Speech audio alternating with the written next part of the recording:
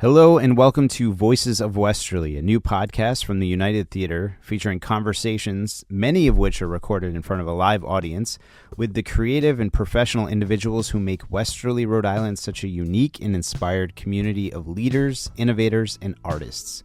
I'm your host, Tony Nunes, Artistic Director of the United Theater, here in the beautiful downtown arts district of Westerly, Rhode Island. The Voices of Westerly series is inspired by Westerly photographer and artist Josh Behan, who created a Faces of Westerly portrait series, which we premiered here a couple of years ago at the United and is now on permanent display and rotation in our halls. Voices of Westerly live discussions will take place monthly in our post-credit scene event space here at the United.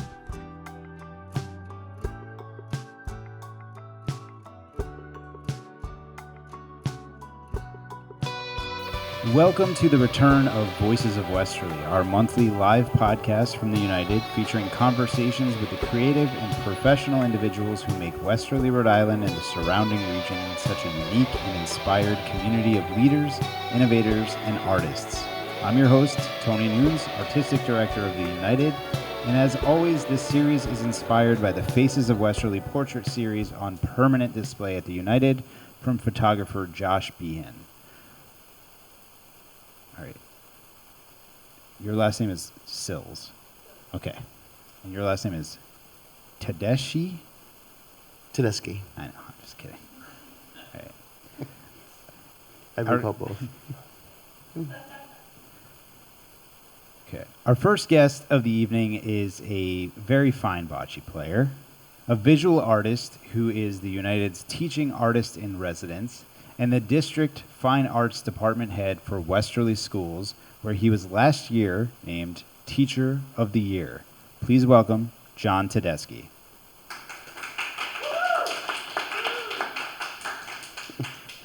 John, let me begin by asking you your Westerly origin story. That's how I start all of these interviews. Yep. A lot of these questions are going to be about Westerly, your place in Westerly, your thoughts on Westerly, and then a lot of things about yourself and your experiences here in Westerly as well. So let's start at the origin. Are you from Westerly? No. Okay, where are you from, and tell me how you found your place here in Westerly. I'm originally from Brooklyn, New York, and my wife and I were, I was teaching in New York. She was a photographer in the city, and her mom was living in Northampton, New Hampshire. So we picked halfway between New York and New Hampshire and found Westerly, Rhode Island. We didn't know a soul, and we camped out at Burlingame State Park for the month of July and scouted out the entire state of Rhode Island, taking all the small roads, and we settled on 3 areas that we liked: Bristol, Warren, and Westerly. And then by chance, when we were in Westerly, there was I think it's in the middle of the block. There's so many times it's changed. It was a Revival House at one point. Back then, it was Cafe Espresso. And when Amanda and I, we were traveling cross-country together, we would play an Italian game called Scopa with the cards from Naples. And there happened to be a deck of the Italian cards in the Cafe Espresso. We just stopped in to have an espresso, and we looked at it as a sign, and we canceled all the appointments in Bristol, Warren, and focused solely on Westerly, and that's how we got here. That's amazing. What year was that? That was actually 1998. Okay, all right. It was 98. And we were here for 2 years, and I was, while we were here, where the 1926 Club is, we rented the storefront. We made it an artist studio. We had a gallery, and we taught after-school art. I taught drawing and painting. We built a darkroom in the basement, and Amanda taught photography lessons. This was owned by Dr. Bronya at the time, before Chuck Royce bought it. All this, Dr. Bronya owned the same amount of buildings, and we rented that space from there, and we had that studio gallery for about just maybe like a year and a half, 2 years. And now you're back here And doing after-school programming and Yes. serving as an artist in residence. Full circle. Full circle. Full circle. So tell me about you as an artist. Where did you get your start as an artist? I think sitting around the kitchen table with my grandmother, just she loved to draw, and if I wasn't outside playing, street games, I was sitting at the table drawing with my grandmother, and I think I just liked doing it, and the more I did it, the better I got, and I went to a Catholic elementary school, St. Anthony's in Brooklyn, and they didn't have art. I went to Murray Bertram High School for Business Careers in Manhattan, and I had art for 9 weeks my senior year. That was the extent of my art training in my K-12 experience.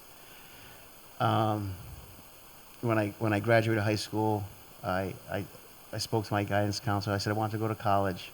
He goes, "What do you want to go for?" I said, "I have no idea." He said, "Go to community college until you can figure it out." I listened to him. I went to community college. I started accounting. I changed it to marketing because I thought I was going to work instead of Wall Street area, I was going to work in Midtown Manhattan. And then I got my associate's degree in business administration. Then I transferred to Virginia Commonwealth University, and I went to school for illustration, and I got a minor in painting and printmaking. So I didn't go to school to be an educator. I got my bachelor's of fine arts in drawing and painting, and then after I graduated, took different turns. And what's your preferred medium? I like oil painting, watercolor, and printmaking, woodcuts and things like that. Does being in Westerly, or your time being in Westerly since 1998, has that inspired you as an artist in any way, or kind of contributed to your work as an artist? Absolutely, yep. Well, I haven't been here since '98. We were here for 2 years. We moved back to New York for 2 years, and then we've currently been here since 2002. So we were back and forth. But yes, Westerly, the beaches, the park, absolutely beautiful. When I graduated from college, I went to Europe by myself. I backpacked for about 6 months, and when I think of Westerly, it reminds me of, I want to say Westerly is the American Riviera. I think it's like, location-wise, it's like between like Florence and Paris, like Nice area of Europe. So it's like Boston and New York, and then you have New Haven and Providence, and here's Westerly, and then you have the casinos like the Monte Carlo. So I kind of feel like it says like the American Riviera is Westerly. Never heard that one before. That's what when we moved here, I thought this is such a beautiful place. So you are the department head for the visual arts in the Westerly schools, and you've built quite the visual arts identity, especially at Westerly High School in your tenure. Can you tell me about how you grew that program to the success that it is today? Like what did it look like when you started, and how far have you come in growing that program? I've been at the high school. This is my 13th year at Westerly High School. This is 23 in Westerly. I started at the middle school for 7 years. I did elementary for 3, and this is my 13th year at the high school. And the first year, there was 1.5 art teachers, and now we have 4 art teachers at the high school. And we've grown from kind of like, we specialized at the high school level, more like a college experience. So all the teachers that we have kind of like specialize in, we have a very big pottery studio, and we have a digital art lab, we have a drawing and painting studio. So every teacher kind of like teaches almost like if it's a small college experience. Where do you hope that program goes? I mean, do you have dreams or aspirations for growing it further, or adding new mediums and experiences for the kids? Absolutely. I mean, we have a nice relationship with you here at the United. We have one um, CTE program, Design a Craft Fine Artist. We're branching off into graphic design, and we'll be working with the United as our community partner. And so with that, we'll be able to have a little more print production capabilities.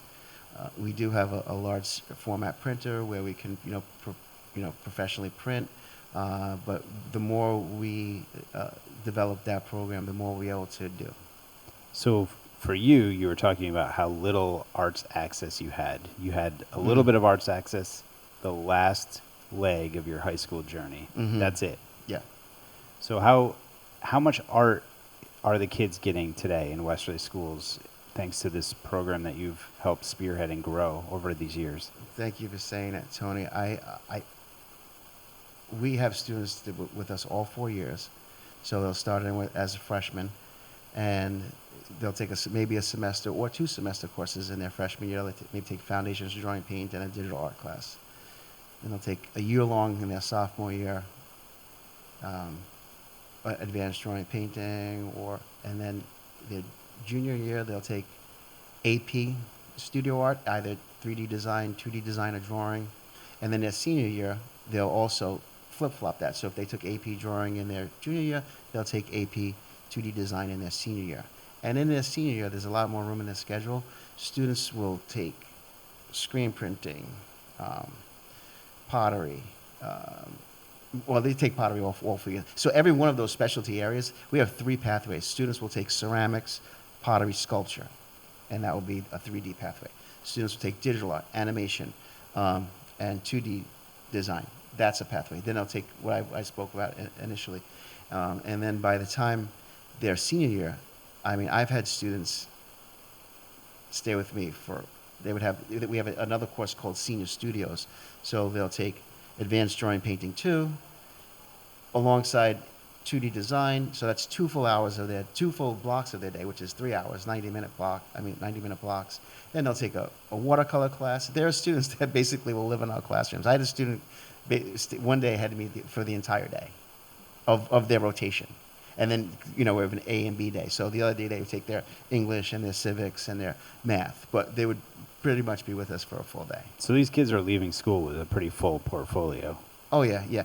We have usually anywhere between 5 and 7, sometimes 10, 12. Not every year. Usually a minimum of 4 or 5 that will go on to art school. Oh, that's awesome. Yeah. That's great. Mm. A lot different than the experience that you said you came up in.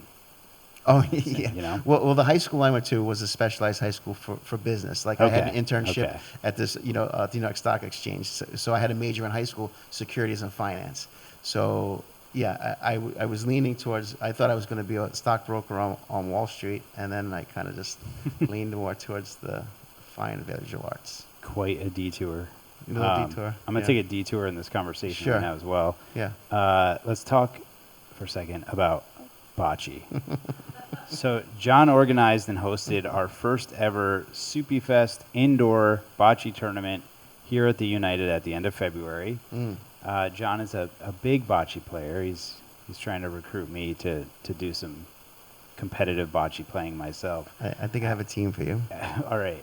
I want to talk about what bocce means to you and to Westerly, and how that is kind of a part of your identity and this, this group of people that you've surrounded yourself with and these friends that you've made here and what that means to you. So the bocce community here in Westerly, I've been playing at the Westerly Bocce Club for about since about 2004. And then my son Lucian was born, so I had to take off a few years while he was little, and then I started picking it up back maybe 2010-ish. So I've been playing steadily for about 15 years. The community is I can describe it at the Bocce Club where it's a gentleman's game in the sense that if you're my opponent and we're playing against each other, I secretly want your ball to be better than my ball. Like there's never you always want to see the best ball played, And so even if you make a great play, I'm just as happy for you as I am for myself, you know. So there is a competitive nature. Everyone wants to win, but there's such a nice atmosphere, and it's a good, it's a very competitive, but yet, like I said, it's a very gentle way to play. So you are obviously a member of the Bocce Club. And my next question is, which I ask everybody who does this, is what are your favorite 3 places in Westerly? It can be anything at all. What are your top 3 places in the town of Westerly? Top 3 town of Westerly. Yep. I'm not going to be biased, but I will say, I'm not going to, well, I started it. I love the United Theater. So the United Theater is in the top 3. That's a good I don't answer. know Here's your money. Thank you. Wilcox Park, and of course the beaches. Nice. Good answer. So, yes. So I end all of these interviews the same way. I ask a set of questions to every single person that sits down for one of these interviews. Let me take a second. Like any community, Westerly is an ever-evolving community. New businesses, new creative people coming into the town all of the time, new restaurants. There's always something new, and it seems to be, a rising community, always. There's always something interesting and new happening here. And I wonder, what is next for you? This is a 3-part question. What is next for you? What would you like to see happen in this community over the next few years, and how do you hope to be a part of it? That's a good one. I have a lot of ideas. We did have Amanda and I had a wood-fired pizza business that we ran for 6 years at Gray Sail Brewery. I think, I don't know if I have, we talked about a brick and mortar when we were doing it. We sold our pizza truck to Vetrano's. They run it at Gray Sail now. I don't know if that's in the works. I don't know if I see. I want to obviously. My 2 sons are older, 23, 21. They're getting ready to kind of move in their own direction. So probably spending a lot more time in the studio creating my own work. I personally would like to expand my artwork beyond Westerly, but I would certainly use Westerly as an inspiration. I have painted a lot of bocce images. I don't know if I'm going to continue that direction. I think I want to. I do love painting people, drawing people. That is a passion of mine. 3 things. Well, yeah. The other thing was, what do you hope for the community? And how do you want to be a part of that moving forward? Over the last 10 years, the community's kind of like exploded in the sense of restaurants, bars. There's no dance club here. Dance club? I don't know. Oh, okay. All right. When you think, taking notes. There could be maybe a place for a local dance club. I don't know. What kind of dancing? Anything, Okay. kind of dancing. I love dancing, so I'm not sure. I will say, I grew up in Greenpoint, Williamsburg. When Amanda and I left New York, it was like around 97, 98. When I finished, that community transformed. It kind of exploded. I think everyone who graduated from college moved from every part of the country to this neighborhood, and they took over factories, abandoned buildings, made lofts. 7 people were living in a loft. They jacked up the price of rents. Everyone from Chelsea, the art scene in Chelsea, moved into this neighborhood, and then it went to the point in the last 20, 30 years, it went from the artists creating this community, and now they have slowly been pushed out of Brooklyn, just like they got pushed out of Chelsea. And so, but my wife has been saying it since we moved. She goes, Westerly's going to be like like Greenpoint. It's gonna continue to grow, and she kind of feels like that kind of same vibe is happening here, that happened in New York. For better or for worse? My mom still lives. My mom still lives in the same house in Brooklyn, and so we go back, frequently. And every time I go back, there's skyscrapers in my neighborhood now. It's a little crazy, but I don't know if we're gonna see skyscrapers here, but we will.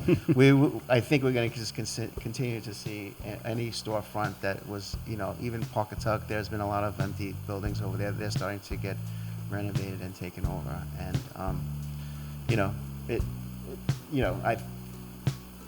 this space has certainly is the center of town, and it is a hub for the arts, and it does draw a great community. Great. And how do you hope to be a part of that? I'm just gonna hang around until you guys kick me out. All right. It was waiting for that dance club to open.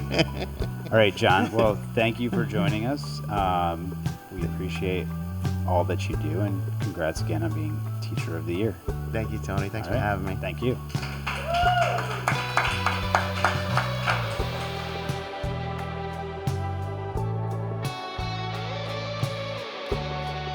Thanks for tuning in to the United Theater Podcast Network. If you enjoyed this episode, we encourage you to subscribe to our show so you never miss an episode.